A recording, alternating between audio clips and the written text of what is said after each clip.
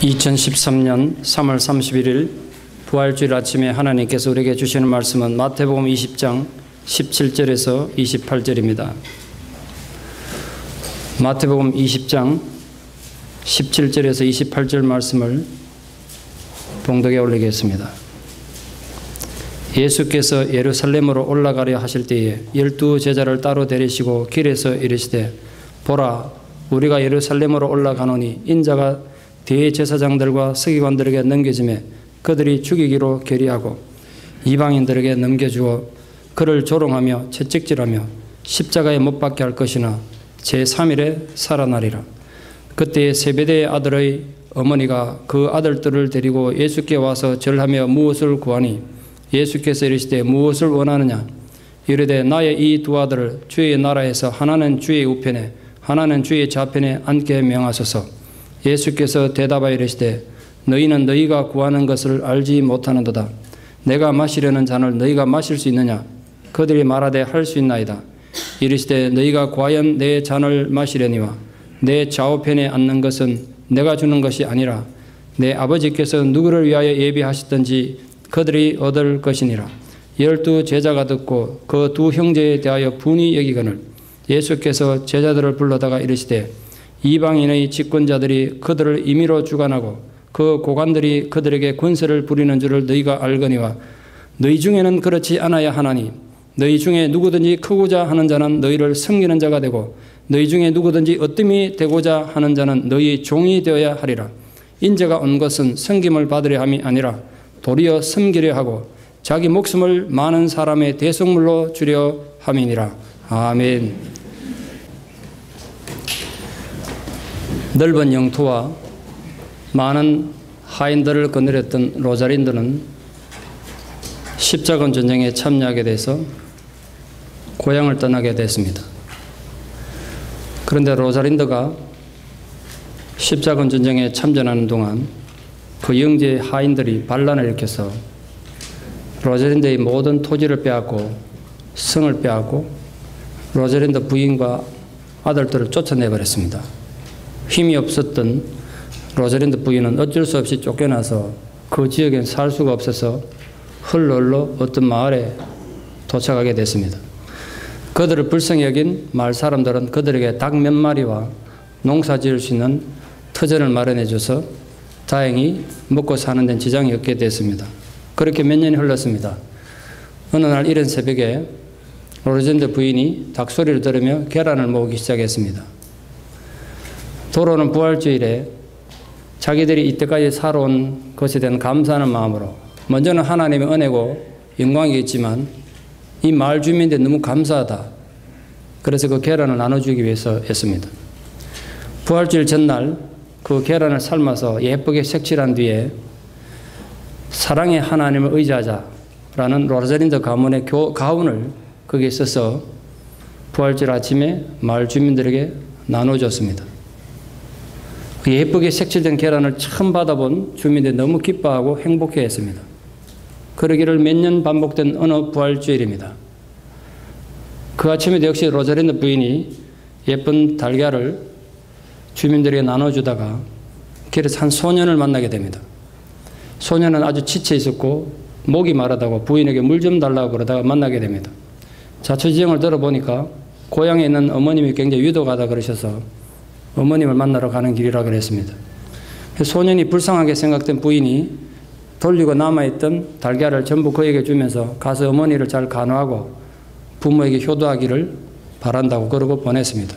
기쁜 마음으로 색깔 칠해진 달걀을 들고 가던 이 소년이 어느 산등성에 가서 지쳐 쓰러져 있는 노병사를 만나게 됩니다. 복장을 보아하니 십자군 참전한 용사 같은데 아주 늙고 병들어 지쳐 쓰러져 있었습니다. 먹지도 못해서 굶어 죽기 직전이었습니다. 불쌍히 여긴 그에게 자기가 가지고 있던 색달걀을 나눠줬습니다. 그 계란을 받아든 노병사가 깜짝 놀랐습니다. 왜냐하면 그 계란에 쓰여 있는 문구가 자기 가문 대대로 내려오던 가원이었기 때문에 그렇습니다. 다른 사람이 알 리가 없는데 묻습니다. 이 도대체 어디서 나느냐고. 소년이 자기가 이 계란을 받게 된 과정을 설명했습니다. 로자린드 그 계란을 받아든 그 노병사가 그 계란을 받았다는 그곳에 물음으로 찾아가서 그 부인을 만나게 됩니다. 그 노병사가 바로 가정을 떠나서 십자군 전쟁에 가 있었던 로자린드였던 겁니다. 그 부인의 사랑의 섬김에 계란이 없었으면 옛날에 전쟁을 수십 년, 십자군 전쟁은 그 200년을 했으니까 영원히 못 만날 뻔했는데 그 계란 때문에 가족이 다시 재회하게 된 겁니다. 그 사랑은 또 다른 사랑을 낳고 사랑의 섬김과 헌신은 또 다른 사랑의 기적을 낳는 법입니다. 그게 부활의 정신입니다. 왜 부활주일 날 색칠한 달걀을 나누는지 자꾸 물으셔서 오늘 이게 대답이 됐으면 좋겠습니다. 성경적인 근거가 있는 건 아니고 어떤 한 신앙인의 고백이 사랑의 섬김으로 한 800여 년 전에 시작돼서 교회 안에 전통으로 자리 잡았습니다. 오늘은 영광스럽고 감격스러운 부활주일입니다. 부활은 하나님의 능력과 힘을 온 천하에 드러낸 영광스러운 사건임에 틀림이 없습니다. 기독교의 부활의 영광만큼 더 큰 게 어디 있겠습니까? 부활절은 철저한 패배자이고 실패자처럼 보였던 예수님의 감격스러운 승리의 순간이었으면 말할 것도 없습니다. 그래서 부활절은 우리 기독교 신앙의 마지막 목적지다. 그렇게 말할 수 있겠습니다. 그러나 그게 우리 기독교 신앙의 마지막 목적지고 대단히 영광스러운 사건이라고 해도 그 부활은 십자가라는 죽음과 고통의 과정을 통과하지 않으면 절대 이루어질 수 없다는 사실을 우리가 깊이 명심하셔야 합니다. 십자가를 통한 부활은 우리 기독교 문화와 기독교 정신과 기독교 윤리와 기독교 신학의 전부입니다. 사실 그거 빼면 기독교는 아무것도 아니죠. 그러나 진정으로 우리가 하나님의 말씀을 믿고 그리스도의 구세주 되심을 고백하는 성도라면 십자가를 통한 부활만큼 우리에게 중요한 것이 또 없어야 합니다. 그게 가장 중요한 것이 되어야 합니다. 나머지 모든 종교 행위는 여러분이 뭘 하든지 간에 다 부수적인 것입니다. 부활이 우리 신앙의 마지막 목적지라면 그곳까지 도달하는 방법이 십자가이기 때문에 너무나 중요합니다. 그것이 바로 이 부활절 아침에 그 부활의 영광과 감격을 왜 또다시 십자가에서부터 다시 생각해야 하는지 이유입니다. 십자가는 철저한 하나님의 계획 속에서 준비되어졌고 이루어진 것입니다. 어쩌다가 당한 것이 아닙니다. 주님은 그 분명한 목표를 향해 한 생애를 살아오셨습니다. 오늘 읽으신 본문은 그 죽음을 각오하고 십자가 죽음을 각오하고 예루살렘 여행길에 오는 주님의 엄숙한 각오를 다루고 있습니다. 한번 생각해 보십시오. 이번에 다시 설교를 준비하다가 제가 윤목일 의사 일대기를 다시 한번 읽었는데 그 얘기를 좀 하려고 그러다가 시간이 없어서 생략합니다만 흥구공원에서 마지막 도시락 폭탄을 터뜨리러 가기 전에 2시간 동안 김구 주석과 만나서 유언을 하는 장면이 있습니다. 지상에서 마지막 대화를 두 사람이 나누는 그런 장면이 있습니다. 얼마나 엄숙한 대화를 나눴겠습니까? 오늘 지금 예수님 마음이 바로 그런 마음입니다. 예수님 어쩌다가 보니까 재수 없어서 운이 없어가지고 사람들에게 정치적으로 희생이 되어 억울한 죽음을 당하신 것이 아닙니다. 이 십자가 죽음을 위해서 예수님께서는 마구간의 말 여물통에 태어나신 것입니다. 이 십자가 죽음을 위해서 예수님께서는 죄인들처럼 요단강가에서 세례요한 앞에 무릎 꿇고 세례를 받으셨던 것입니다. 이 십자가 죽음을 준비하기 위해서 예수님께서는 광야에서 40일을 금식하며 마귀에게 시험을 받으신 것입니다. 그리고 그 십자가의 삶을 직접 제자들이 보여주시기 위해 제자들과 함께 지난 3년을 함께 보내셨던 것입니다. 그리고 이제 마지막 그 십자가 죽음 향해 나아감으로써 위대한 이 지상의 과업을 마무리해야 되는 단계에 다다른 것입니다. 그런데 갈릴리 촌놈들로 구성된 제자들 입장은 예루살렘 성을 구경하러 간다니까 아주 흥분하고 신이 났을지 모르겠습니다. 촌놈 서울 구경 가듯이. 그러나 예수님은 지금 죽으시기 위해 예루살렘으로 올라가고 있습니다. 관광 가는 게 아닙니다. 예루살렘이 가까워오자 예수님께서는 내가 지금 왜 예루살렘으로 올라가는지 목적을 분명히 말씀하셨습니다. 그건 십자가에 달려 죽으시기 위해서라는 것입니다. 근데 참 안타깝게도 예수님께서 정말 엄숙하고 심각하게 말씀하셨을 텐데도 예수님의 의도를 알아차린 제자는 아무도 없었습니다. 예수님은 마지막 순간까지 참 외로우셨겠다 그런 생각이 듭니다. 예수님께서 설명하신 십자가의 길, 또 십자가 지는 삶의 모습은 예수 믿는 사람이란 반드시 이해하고 심장에 새기고 있어야 합니다. 안 그러면 우리가 예수 믿는다 그러면 신앙생활하면서 엉뚱한 짓을 자꾸 해요. 그게 이게 안 살아있으면. 목사가 목사다워지고 성도가 성도다워지는 건 심장에 십자가의 정신이 살아있어야 가능한 거예요. 기독교의 본질이 바로 여기 있기 때문에 그렇습니다. 그 십자가에 대한 올바른 이해가 없다면 여러분 이 교회 건물 드나드는 이름하여 교인은 될 수 있을지 모르겠지만 예수님의 가르침의 진실을 따르는 제자는 절대로 될 수 없습니다. 잊지 마십시오. 예수님께서 지금 목표로 하고 나아가고 계시는 그 십자가의 삶은 어떤 것입니까? 오늘 말씀에 하면 첫째 십자가의 길이라는 건 억울한 불법에 의해서 시작한다는 것. 예수님은 대제사장들과 서기관들에 의해서 이방인들에게 불법으로 넘겨질 것을 아셨습니다. 그 억울함을 참는 것이 십자가의 시작이라는 사실을 꼭 기억해 주시기 바랍니다. 그게 우리 현재 삶에 너무 중요하게 적용되는 일 아니겠습니까? 살다 보면 억울한 일이 한두 가지겠어요. 한두 가지냐고요. 그걸 잘 참고 견디는 게 결국 내가 손해보고 억울한데 부활의 영광으로 가는 출발점이 된다는 사실을 잊지 마십시오. 또한 대제사장들과 서기관들에게 조롱을 당하러 가는 길이 십자가의 길이었습니다. 인격적인 모욕을 참는 게 십자가의 길이라는 거예요. 구체적으로 예수님 어떤 조롱을 당하셨습니까? 그분 하나님의 아들이신데도 하나님의 아들이라는 건 애당초 깡그리 무시당했습니다. 뺨을 맞으셨고요. 옷을 찢기셨고 심지어 얼굴에 침까지 뱉음을 당하셨어요. 마치 아주 파렴치한 범죄자 취급을 받으셨습니다. 힘이 없어가지고 그렇게 당한다면 뭐 억울할 게 없겠습니다만 한순간 그 모든 원수들을 물리치고 징벌할 충분한 힘이 있으면서도 그렇게 무시당하고 능력을 받으신다면 인간들이란 피가 솟구칠 일 아니겠습니까? 여러분 우리 다시 부활의 아침에 스스로 묵상하고 스스로 점검합시다. 십자가의 가장 기초적인 의미는 조롱을 당하는 것입니다. 무시를 당하는 것입니다. 아주 자존심 상하는 일입니다. 아주 기분 나쁜 일이죠. 우리 기분 나쁘면 만사가 귀찮습니다. 봉사도 싫고 뭐 성김도 싫습니다. 오죽했으면 한국 사람들 기분 나쁘면 천국도 안 가겠습니까? 천당도 싫습니다. 기분 나쁘면. 네가 가는 천당 나 싫다 이거야. 기분이 나빠서. 우리 그런 민족입니다. 그런데 아십니까? 십자가를 지기 위해서는 그 기분 나쁜 걸 견디지 못하면 꿈도 꾸지 못합니다. 십자가는 감정으로 기분을 질 수 있는 게 아니에요. 지난 한 주간 또는 여러분께서 지금까지 살아오시면서 여러분에게 가장 기분 나빴던 일은 어떤 일입니까? 그걸 어떻게 또 처리하셨습니까? 지금 예배를 드리는 지금 현재 여러분 기분 나쁘게 무시당하고 조롱당하고 계신 분은 혹시 없습니까? 누구나 모욕을 당하면 화가 나죠. 우리 삶의 현장에서 그런 일은 비일비재합니다. 십자가 지는 삶이란 결국 그런 모욕을 당했을 때 화가 났을 때 어떻게 하느냐 거기서 결정나는 것 같습니다. 화가 나서 남을 미워하기도 하고 싸우기도 하죠. 우리가 여기서 우리 인생에 수많은 함정이 발생합니다. 모욕을 당해 화를 내다가 나 자신은 물론이고 나를 모욕한 상대방을 파괴하기도 하고 심지어는 주변에 아무런 관계없는 사람들까지 파괴하기도 합니다. 그렇게 되면 어떻게 되냐면 나를 모욕한 그 인간의 잘못을 온데간 데 없고 오히려 모욕당한 내 책임만 남습니다. 그러면 더 억울하고 더 분노만 쌓이는 이 악순환이 계속 반복됩니다. 왜 우리가 예수를 믿으면서도 마음에 평화가 없고 그렇게 분노에 차서 신앙생활 하는지 아십니까? 이게 해결이 안 돼서 그렇습니다. 너무 억울해. 너무 화가 나. 너무 기분이 나빠. 기도를 하는데도 기분이 나빠. 찬송을 부르는데 기분이 나빠.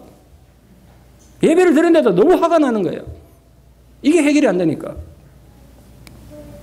십자가 지는 삶이란 억울한 모욕을 당했을 때 나와 너와 그리고 주변에 있는 이웃을 파괴하지 않고도 해결하는 능력입니다. 십자가는 정말 능력이에요. 예수님은 모욕을 당하기 위해 예루살렘으로 가셨습니다. 그게 십자가의 한 부분이기 때문에 애초에 피할 마음은 전혀 없으셨습니다. 그러면서도 그 모욕감 때문에 자신을 파괴하지도 않고 내 인생이 왜 이리 비참하냐 자기를 막 그래서 우울증이 걸리고 잠도 자지 못하고 비참하게 만드는 그런 사람 얼마나 많습니까? 예수님 그러지 않으셨습니다. 또 이웃에 원망할 게 얼마나 많겠어요? 너 때문에 내가 이렇게 불행하다. 예수님 누구도 원망하지 않고 누구도 파괴하지 않고 그 십자가 그냥 고통, 모욕 그냥 당하신 거예요. 그 여러분이 모욕당해 기분 나쁠 때 어떤 선택을 하느냐 하는 것, 실제적인 우리 삶에서 너무 중요한 선택입니다. 토마스 제퍼슨 대통령은 그의 서재벽에 이런 글을 늘 써놓고 쳐다봤대. 화가 나면 10가지 헤아리자. 너무 화가 나서 남을 죽이고 싶으면 100가지 헤아리자. 그걸 매일 읽었다는 거예요. 간디 자서전에는 자기 개인적인 표어 중에 이런 내용이 있다고 써놓은 걸 제가 읽은 적이 있습니다. 화가 날 때 너는 오른편에 서 있지 않다. 그걸 적어놓은 거예요. 남을 미워하면서 옳은 선택을 하고 옳은 길을 간다는 건 불가능하다는 뜻 아니겠습니까? 그러니까 우리가 신앙인으로서 예수님 제자로서 예수님의 모욕당하심을 묵상하지 않고선 감정적으로 기분으로 예수님 절대로 따를 수 없는 거예요. 또 예수님을 따르지 않고서는 어떻게 예수님 제자가 되겠습니까? 불가능한 일 아니겠습니까? 그 anger라는 영어, ANGER이라는 영어는 거기에다 D 하나만 더 붙이면 danger로 됩니다. 위험하다는 뜻이에요. 분노는 위험한 거예요. 그러나 그걸 잘 다스리고 극복하는 것이 십자가를 지는 길이고 부활로 가는 지름길인 줄 믿습니다. 그런 구체적인 위로와 회복에 여러분 삶이 있기를 진심으로 축원합니다. 육체적인 고난을 직접 감당하고 경험하는 것이 예수님이 지셨던 십자가의 길이었습니다. 예수님은 채찍질 당하려는 것을 미리 알고 있었습니다. 십자가에 못 박힐 것도 알고 계셨습니다. 제가 여기서 다시 예수님이 어떻게 십자가에 고통당하셨는지 떠올리지는 않겠습니다. 그러나 우리가 꼭 기억해야 될 하나는 육체적 고난, 육체적 수고가 없이는 십자가 지는 방법 없습니다. 많은 사람들이 십자가를 상상으로만 집니다. 머릿속에 상상으로만 져요. 그럴듯한 이론으로만, 입으로만 십자가 집니다. 그래 되는 게 아니라고 십자가가. 구체적인 나의 고통이 있으면 안 되고 내 수고가 따라야 십자가를 질 수가 있습니다. 십자가 길의 결론은 죽는 것입니다.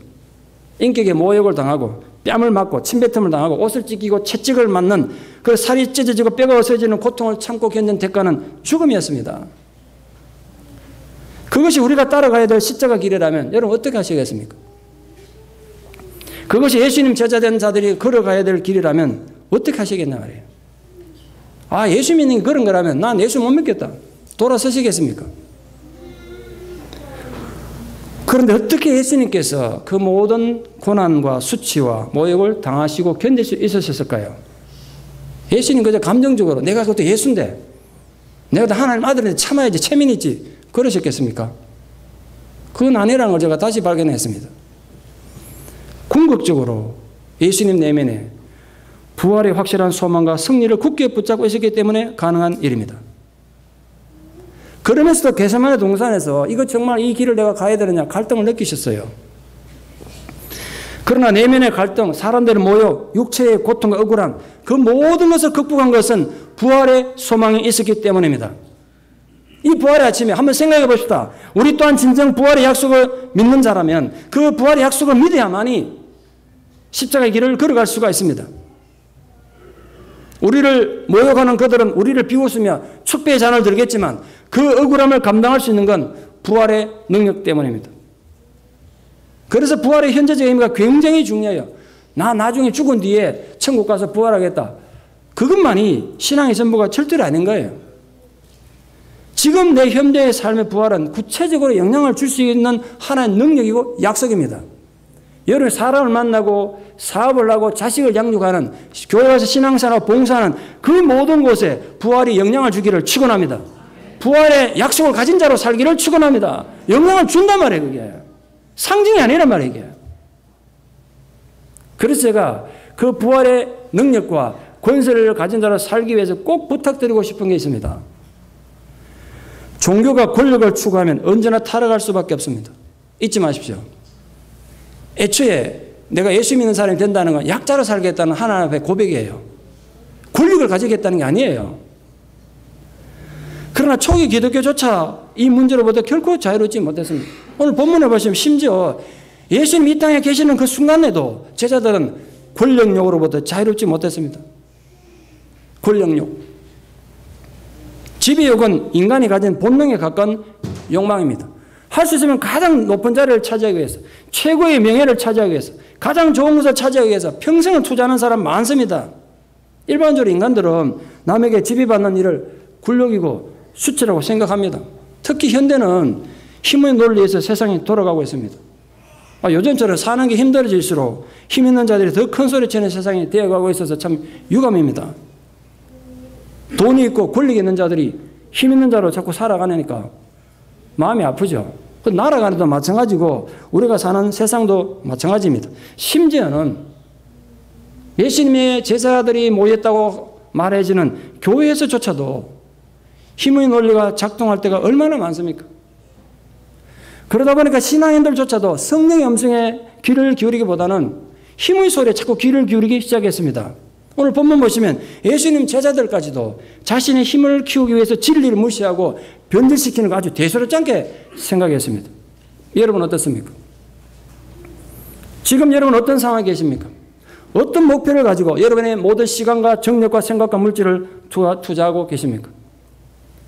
세상 나라와 하나님 나라는 생각하고 보고 행동하는 것이 전혀 다른 나라입니다.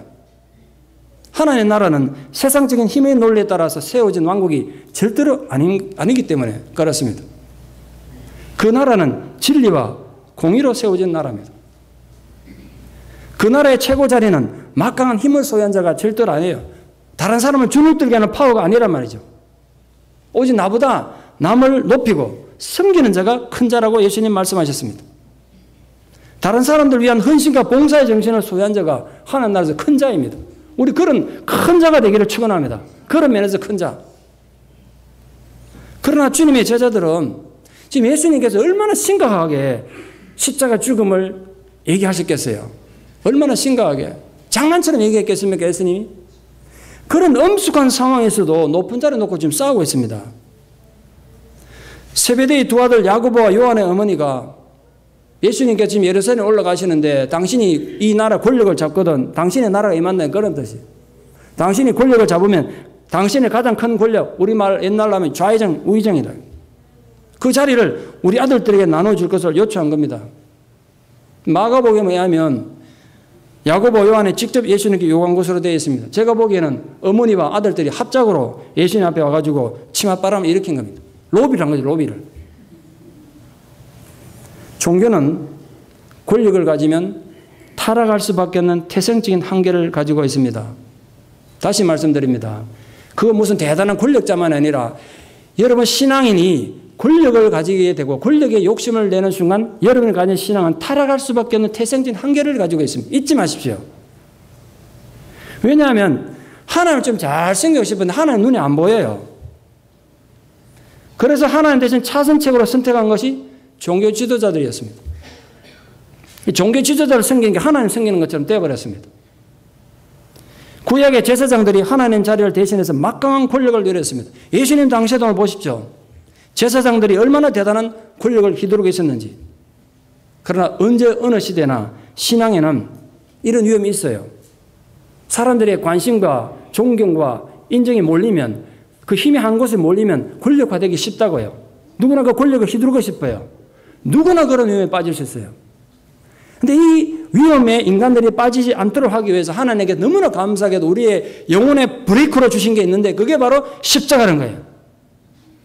여러분이 아무리 남들에게 인정받고 아무리 여러분이 대단한 업적을 하나님 앞에 남겼더라도 우리가 교만할 수 없고 끝까지 겸손할 수밖에 없는 건 우리 안에 살아있는 십자가 때문이라는 거예요. 그게 없으면 전부 제자를 남았어요. 내가 대단한 사람이라고 대세우고 권력을 휘두를 거라는 거예요. 그렇게 되지 못하도록 하기 위해서 교회 안에 신앙 고백 안에 십자가를 주신 겁니다. 왜냐하면 지금 예수님을 보세요. 지금 예수님은 군중들이 따라다니고 대단히 인기를 얻는 중입니다. 겉으로 보기에는 얼마나 화려해 보입니까? 남들에게 인정받고 존경받는 그 모습들이 제자들조차도 보니까 마치 요즘 성공한 대중 스타처럼 대단하게 보였던 겁니다. 예수님이 그 당시 싸이였다니까. 예수님은 예루살렘 스타일을 했다니까요. 그렇게 보인 거예요, 제자들이. 이 대단한 사람이다. 나도 저런 권력을 좀 가졌으면 좋겠다. 그래 생각한 거예요. 그러나 여러분, 기독교의 진정한 가치와 의미는 겉으로 보이는 사람들에게 그 화려한 박수 받는 박수 갈채와 인정으로 결정되는 게 아니에요. 얼마나 남들에게 인정받는 그걸로 결정되는 게 아니라 십자가에서 결정되는 게 십자가에서. 세베대의 두 아들들의 황당한 요구에 대해서 예수님께서 질문을 던진 의미가 바로 그거예요. 너희 구할 것을 너희가 알지 못하는도다. 나의 마시려는 잔을 너희가 마실 수 있느냐? 다시 물으셨어요. 예수님께서는 야고보와 요한이 십자가에 대해서 너무나 큰 오해를 하고 있다고 지적하셨습니다. 예수님을 따른다는 것이 부귀와 영화를 누리고 권력을 잡는 성공의 길이라고 굳게 믿고 있었던 세베대 아들들이 그래서 되물으신 거예요. 진정 나를 따른다는 건 나의 잔을 마시는 것이다. 여기서 예수님 말씀하신 나의 잔이란 분명히 십자가의 죽음을 의미합니다.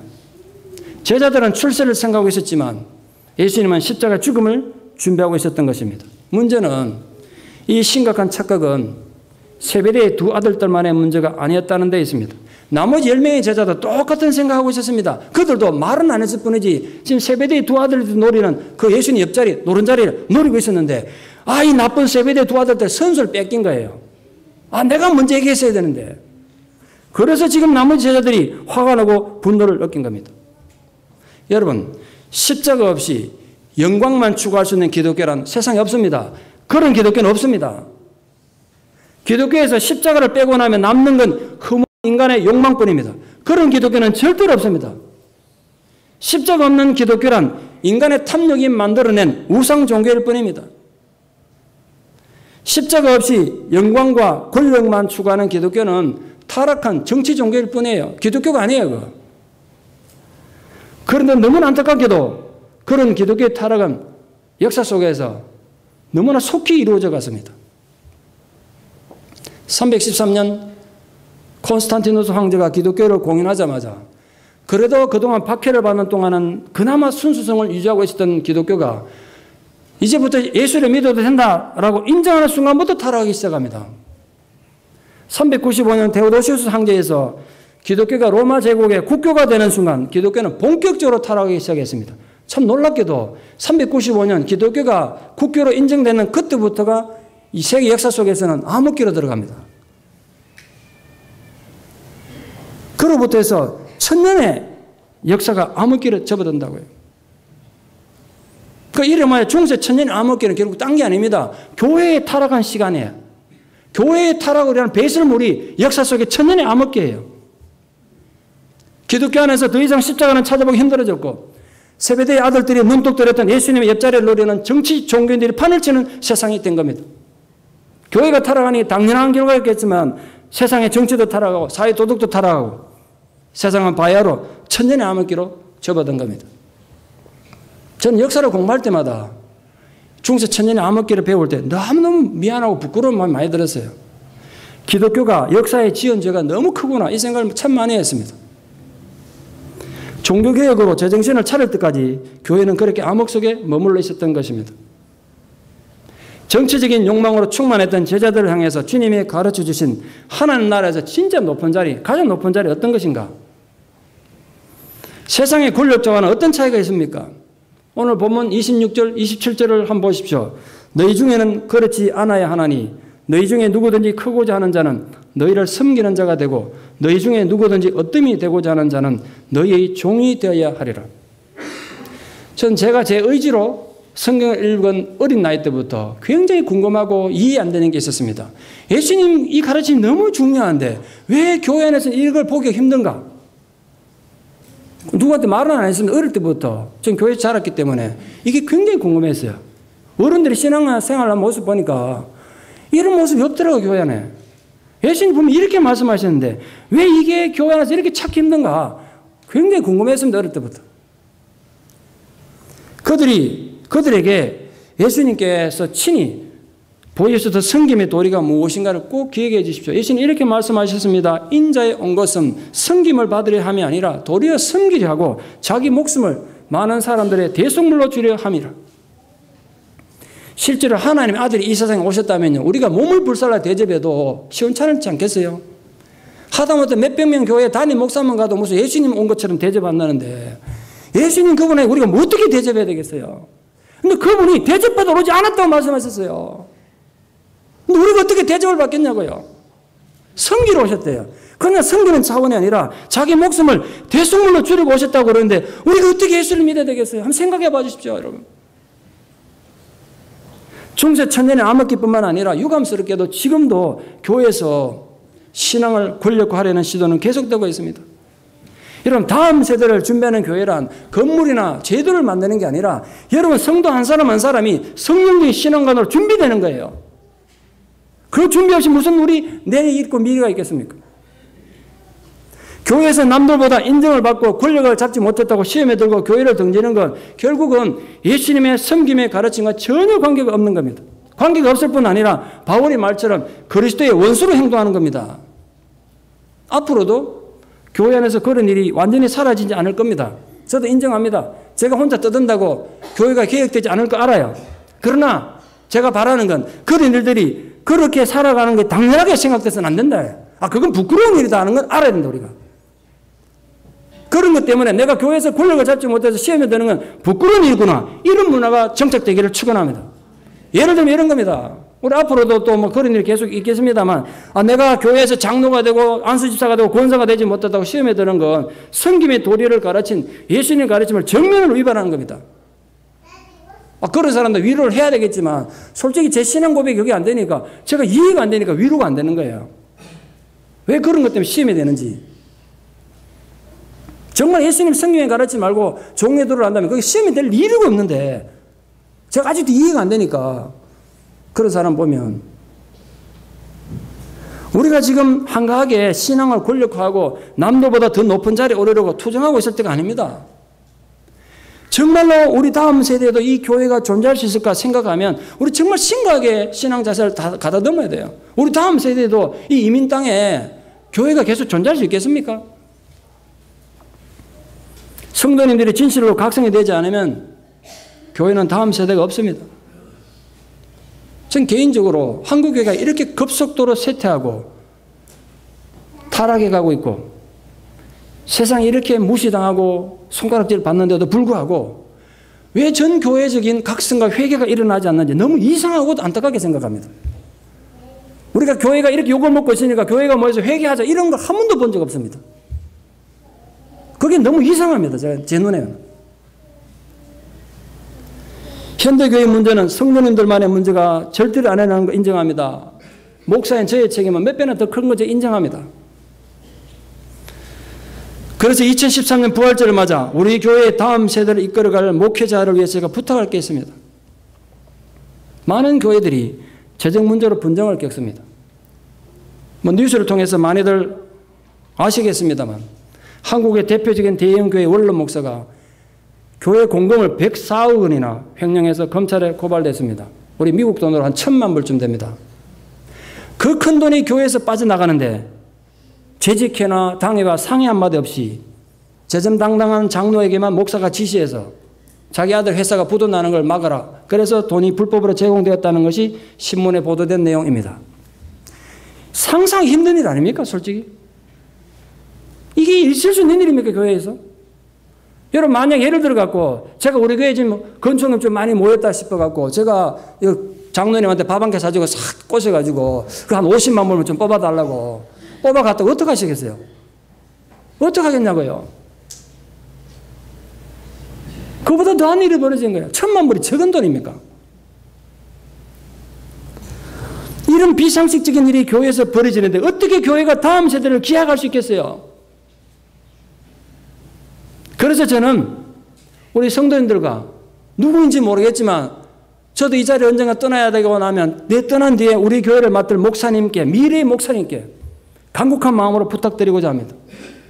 모세가 40년 동안이나 여호수아를 준비했던 그 마음으로 제가 부탁합니다. 제가 모세라는 건 절대로 아닙니다만 지금처럼 우리 교회가 지금 그런 것처럼 앞으로도 목회자는 재정에 관여하지 않는 것이 우리 세카람드 한인 장로교의 좋은 전통으로 자리 잡기를 축원합니다. 어떤 목사님들은 교회에서 재정을 관리하는 게 무슨 그걸 권위를 휘두르고 권위를 나타내는 걸로 그렇게 생각하더라고요. 그 재정을 만지면 안 된다 제가 그러니까 굉장히 섭섭하게 생각하고 사람들 무시당한 것처럼 생각해요. 그럼 저는 그런 생각이 좀 달라요. 여러분, 목회자의 권위는 교회에서 재정을 만지면 권위가 생깁니까? 그러면 성도들 마음대로 휘두를 수 있는가요? 결코 그게 아니라고 생각해요. 목회자의 권위는 오로지 말씀의 권위에서 나오는 거 아니겠습니까? 그 권위만 있으면 돼. 딴 권위 필요 없다고요. 하나님께서 오직 목사에게 준 권위는 말씀의 권위 그것뿐이라고요. 다른 면에서 여러분 똑같다고요. 똑같은 죄인이잖아요, 솔직히. 안 그래요? 무엇보다 성경의 가르침을 따르는 게 더 중요한 권위라고 생각합니다. 근데 초대교회 때도 이 문제는 심각하게 대두됐어요. 교회가 이 세상에 처음 세워졌을 때가 있지 않았겠어요? 그때는 누구도 훈련받은 사람이 없으니까 사도들이, 지금 목회자 같은 사역 감당했으니까 뭐 목회자를 생각해도 좋겠습니다. 사도들이 재정도 관리하고 교인들 헌금한 거 관리도 했어요, 직접. 또 국가 구제할 사람도 구제도 하고 성도도 섬겼어요. 그러나 금방 문제가 생겨나기 시작했습니다. 생각해 보세요. 말씀을 전하고 기도하기도 모자란 시간에 목회자가 사도들이 재정 관리하고 했으니 얼마나 문제가 생겨났겠어요. 교회 안에서 맨날 싸우고 다툼이 났습니다. 그래서 사도들이 결정한 거예요. 아, 이건 아니다. 우리 교회에서 재직들을 세워서 재정 관리와 구제와 성도를 섬기는 일은 재직들이 맡아서 하고, 우리 목회자들, 우리 사도들은 말씀을 전하는 일과 기도하는 일에 전념하기로 하자. 이래 정한 거 아닙니까? 혹시 목회자가 교회 재정에 관여하지 말아야 된다, 제가 이렇게 말씀드리면 또 반대하는 분은 있을지 모르겠습니다만, 여러분 개인의 감정, 개인의 의견이 중요한 게 아니라 성경이 뭐라고 말하고 있냐, 이게 더 중요하지 않습니까? 오늘도 이 설교 나가면요, 또 이상한 일들 많이 벌어질 겁니다. 아마 벌어질 거예요. 어떤 분은 목사님 그래 설교하면 다른 데 욕 안 먹습니까? 전 전혀 개의 안 와요. 해야 할 말을 할 뿐이에요. 그냥. 얼마나 많은 교회들이 지금 이제도 목회자와 재정 문제 때문에 교회들이 어려움을 겪습니까? 있을 수 없는 일이에요. 분명히. 제 신앙 양심을 말하는 거예요. 여기 뭐 장로인데 제가 협박해서도 아니고 여러분 내게 얘기해서가 아니라 제 신앙 고백이란 말이에요. 물론 목회자가 성도들에게 헌금에 대해서 가르쳐야 되고 그 헌금을 관리할 사람 세운 일을 해야겠죠. 그러나 그렇다고 해서 목회자가 직접 교회 재정을 관리하는 건 전혀 다른 문제라고 생각합니다. 어떤 분은 이렇게 말합니다. 목사님 교회야 뭐 교인이 많으니까 가능하지 우리 교회는 작아서 안 된대. 잘 들어보십시오. 제게도 개척교회 당시가 있었습니다. 교인 없을 때가 있었다고요. 저도 처음에는 헌금 돌으면 장부 적고 다 했어요, 제가. 근데 이거 정말 싫더라고, 하기 싫어. 그래서 제가 개척을 딱 6개월 만에, 어쨌든 간에 집사님들이 다 하는 게 오늘부터 재정은 집사님들 전혀 관계하십시오. 나는 전혀 손을 뗍니다. 그날부터 오늘까지 20수년 동안 재정에 알아본 적도 없고 관계한 적 없습니다. 왜냐하면 성경의 가르침이 그렇기 때문에 그런 거예요. 왜? 실제로 내가 설교 준비하기도 바쁜 시간에 언제 그 재정이 돌아가고 어떻게 그 신경을 쓰냐고요. 그건 여러분이 할 일이에요. 그럼 부정이 있으면 안 되죠. 그건 여러분 서로가 감시를 잘 하시고 잘 인도하세요. 모른적이 목회자가 돈 냄새 나는 곳과는 좀 멀리 떨어져 있는 게 교회에 덕이 되면 되지 손해날 일은 아니지 않습니까? 그 여러분 동의되십니까? 아멘 소리가 좀 작은 것 같은데. 만약에 아까 예를 들었던 한국 그 대형 교회에서 목회자가 애초에 재정에 손을 대지 않았다면 결코 교회 헌금을 횡령하는 그런 비극적인 일은 일어나지 않았지 않겠습니까? 교회 헌금을 횡령한다는 건요, 그냥 회사 돈 횡령하는 거 차원이 다른 거예요. 무서운 거예요, 그거. 무서운 거야. 성경에 보니까 하나님 재물에 손댄 결과는 전부 죽음이었습니다. 여러 번 있는데 전부 죽음으로 끝났어. 나는 그거 무섭게 생각해요. 여러분도 무섭게 생각하셔야 돼요. 단 일부라도 이게 하나님께 딱 들어가면요, 무섭게 생각하셔야 돼요. 그래서 미래의 저를 뒤이어 우리 교회를 이끌어 가실 목사님께 제가 부탁드립니다. 혹시 새로 오신 목사님이 저와 목회관이 다르실 수도 있겠습니다만, 그러나 목사님은 재정에 관여하지 않으시는 게 우리 교회의 다음 세대를 위해 유익하고 그것이 성경적인 가르침인 것을 동의해 주시기를 부탁드립니다.